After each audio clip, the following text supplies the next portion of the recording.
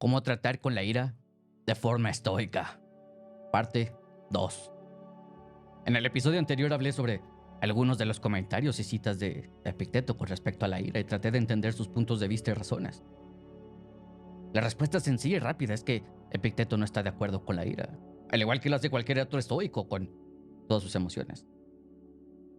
Pero aquí lo que se busca entender es su punto de vista respecto a la ira y no solamente decir que desde el punto de vista de Epicteto la ira es mala, incorrecta y hasta un impedimento para una existencia plenamente humana. Queremos saber por qué ve la ira de esa manera. ¿Qué tiene la ira que la hace algo completamente negativa? Para poder entender este tipo de cuestiones sobre la ira, un tema que no solo aplica para Epicteto u otros estoicos, sino a los teóricos morales en general, también tiene que ver sus perspectivas más amplias sobre la naturaleza humana. ¿Cuál es el bien fundamental para el ser humano? ¿Cómo debemos ordenar la multiplicidad de bienes? La diferencia entre los bienes reales y los meramente aparentes. Si la razón es meramente esclava de nuestras pasiones y deseos o si puede desempeñar un papel más determinante. ¿Qué es lo que se necesita para que la razón cumpla su función y para que podamos prosperar? Lo que sucede cuando sentimos y actuamos siguiendo las emociones. Todos estos y más son el tipo de cuestiones sobre las que uno mismo debe investigar y tratar de entender. Ahora, para dar contexto a este episodio, es importante resumir lo que se habló en el episodio anterior. Como primer punto, hablé sobre cuál era el objetivo de la filosofía de Epicteto. Empezamos a hacer filosofía porque las cosas nos importan. No estamos completamente contentos por la forma de las cosas que van en nuestra vida y cómo encajamos en ellas. Y nos enfrentamos a una multiplicidad de puntos de vista que no están de acuerdo entre sí. Entonces, queremos claridad y comenzamos a buscar, queremos darle sentido a todas las cosas. Se necesita algún tipo de perspectiva sistemática cada vez más coherente a medida que se desarrolla, basada en criterios que nos proporcione. No es necesario empezar desde cero ni reinventar el universo. Podemos y debemos comenzar con las nociones generales que tenemos, las experiencias y las observaciones que hemos acumulado. Y con la ira, ya estamos bien provistos en estos aspectos. También hablé extensamente sobre lo que Epicteto llama la parte gobernante, la racionalidad o facultad de la razón, el principio moral, sabiduría práctica, intelecto o prohairesis. Esta es, en la opinión de Epicteto, la mejor y más grande parte de nosotros mismos, la pequeña porción de divinidad que tenemos. Y para un estoico, debería ser dominante, tomar las decisiones, controlar otras partes de la persona, como los deseos, emociones, pero también opiniones, juicios y suposiciones.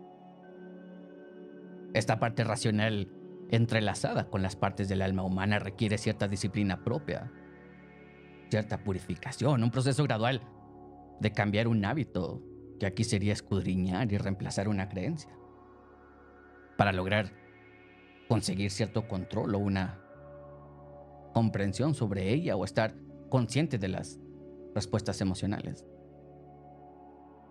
En otro punto del episodio anterior hablé de la ira más específicamente, apuntando a que Epicteto trata la ira de tres maneras completamente, complementarias.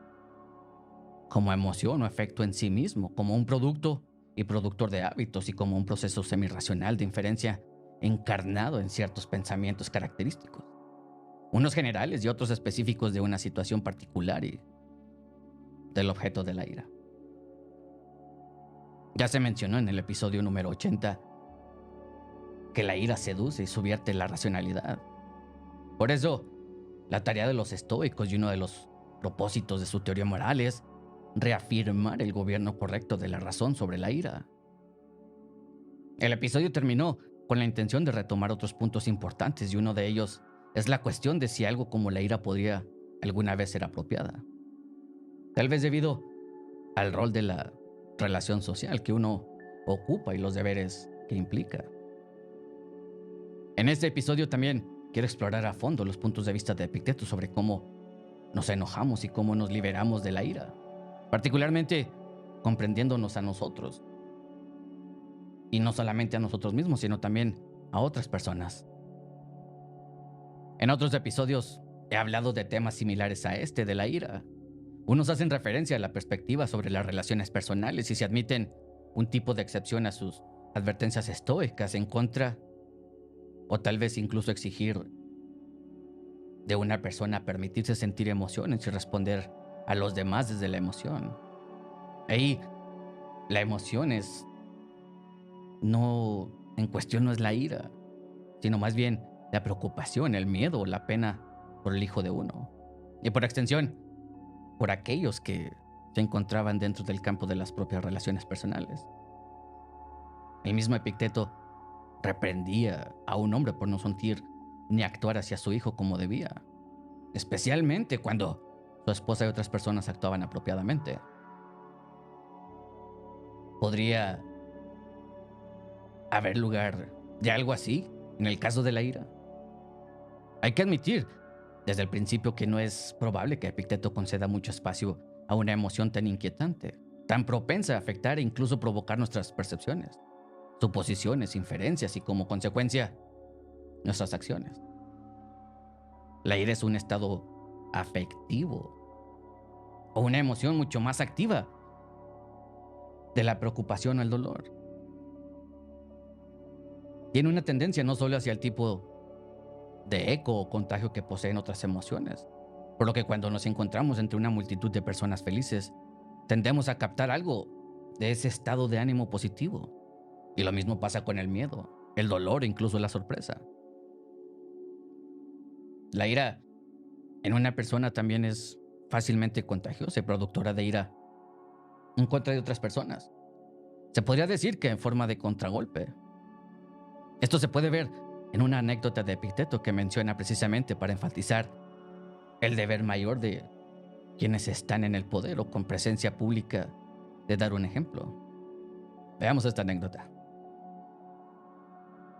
El procurador de Éfeso se puso del lado de un actor cómico de una manera un tanto indigna y fue denigrado por el pueblo por hacerlo. Y él se enojó con los hombres que tanto lo habían injuriado. Se queja con Epicteto, quien responde señalando que todos estaban tomando partes y si no quiere que la gente tome partidos, será mejor que lo demuestre con su mismo ejemplo. Diciendo, ¿por qué te enojas si te imitan? ¿A quién tienen que imitar el pueblo sino a ti, su superior? ¿A quién verán sino a ti cuando van al teatro? Mira, dice uno de ellos, cómo actúa en el teatro el procurador de César. Grita, muy bien, yo también gritaré. Él salta, yo también saltaré. Epicteto lo reprende por dar tal ejemplo, incluyendo un comportamiento característico no solo del partidismo y la excitación, sino también de la ira. También le señala un fallo racional y pregunta, ¿por qué te injuriaron? Porque todo hombre odia lo que se interpone en su camino. Ellos se interponen en tu camino y tú en el de ellos. Resultó ser el más fuerte. Hicieron lo que pudieron y denigraron lo que se interponía en su camino. Le pregunté a Epicteto, entonces, ¿qué quieres? Que siempre deberías poder hacer lo que quieres, pero ellos ni siquiera deberían decir lo que desean. Una persona superior debería saber que no debe dejarse llevar y ser arrastrado por el juego y la retroalimentación. El ir y venir de las respuestas de la ira, y en particular evitar involucrarse en el comportamiento típico de la ira. Tratar de silenciar o castigar a aquellos alejándolo de lo que quiere. De aquellos que lo han ofendido, que son también aquellos a quienes ha ofendido. Y ofende aún más y sigue dictados de su propia ira, mostrándoles el proceso como cree que uno debería actuar. A lo más, creo que uno podría intentar argumentar que podrían existir ciertos roles sociales en los que, externamente, en la forma en la que las personas, la propia expresión, la elección, las personas, las palabras, las acciones, podría ser necesario que una persona parezca exhibir y actuar desde la ira. incluso en tales casos en los que alguien fue guiado hacia un bien o reentrenado para un mal mayor. Sentir emoción, la emoción de la ira seguirá siendo algo malo para la persona que la siente. Una señal de que no estaba tan avanzado, de que su propósito moral era el mismo, no tan bien estructurado como se quisiera y si fuera estoico debería desear. Por otra parte, la mayoría de la gente tiene cuestiones morales confusas, si no es que totalmente equivocadas.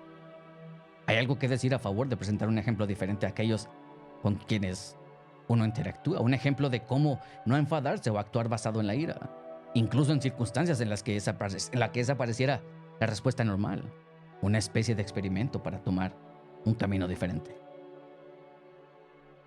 ¿Qué pasa cuando nos enojamos? No estoy preguntando por la explicación fisiológica de la respuesta de ira, un tema en el que algunos estoicos, pero no Epicteto, estaban ciertamente interesados. Mejor, centrémonos en lo que sucede en términos o partes funcionales del alma humana. La ira adopta cierta analogía con la estructura racional, pero subvierte la racionalidad. La mejor parte, la más elevada y definitivamente humana de una persona. En lugar de que la parte gobernante racional mantenga, o al menos avance hacia alinear el propósito moral de la persona de acuerdo con la naturaleza, esa parte racional está hecha para servir a la emoción de la ira, para responder a los deseos y aversiones que se desarrollan a partir de ese efecto, o están encarnados en él, para razonar cómo la ira debe elevarse al nivel de la respuesta en expresión o acción. Una persona enojada subvierte la razón dentro de sí misma de otras dos maneras importantes. En primer lugar, la ira no es simplemente un afecto, una emoción, una pasión, simplemente una cuestión de sentimiento o deseo en contraposición o creencias, suposiciones, juicios e incluso concepciones generales equivocadas. Una emoción fuerte no surge a menos que un deseo no logre alcanzar su objeto o la aversión caiga en lo que evitaría. Los estoicos consideraban que todas las emociones también implicaban algún tipo de contenido conceptual intencional. Muchos de nosotros en algún punto de nuestras vidas nos hemos enojado porque nos equivocamos en algunas cosas. Y aquí está el primer efecto de subversión de la razón de la ira. La persona enojada no solo tiene algunas cosas mal, sino que precisamente porque está enojada seguirá pensando mal, juzgando mal, aplicando concepciones generales a situaciones o fenómenos particulares. La ira hace que la razón le resulte más difícil sugerir y mucho menos indicar cómo la persona enojada está entendiendo mal las cosas y situaciones. En segundo lugar, como toda emoción y respuesta, la ira también puede congelarse o cristalizar en una disposición, en un patrón en la personalidad, en una facilidad de inferencia o irracionalidad. Todas esas consolidadas por el hábito. Empleamos la razón en la práctica para determinar la mejor manera de modificar nuestros hábitos. Epicteto menciona lo siguiente. Dado que el hábito es una influencia poderosa, cuando nos hemos mal acostumbrado, debemos establecer un hábito contrario para contrarrestar este hábito. Me inclino al placer. Me llevaré al lado opuesto del barco ondulante. Y eso sin medida para entrenarme. Me inclino a evitar el trabajo duro. Me esforzaré y ejercitaré mis impresiones con este fin, para que cese mi aversión por todo lo de este tipo. Y así, diferentes hombres podrán, en práctica, particularmente para afrontar cosas diferentes. En el caso de la ira, Epicteto da consejos y plantea retos en varios pasajes. Este es uno de ellos. ¿Crees que puedes hacer las cosas que haces ahora y aún así ser un filósofo? ¿Dejar paso a la ira y a la irritación, tal como lo haces ahora? Cuando dices, mañana prestaré atención, quiero que sepas que esto es de las cosas que estás diciendo. Me enojaré hoy. Pero si es bueno que prestes atención mañana, será mucho mejor si lo haces ahora.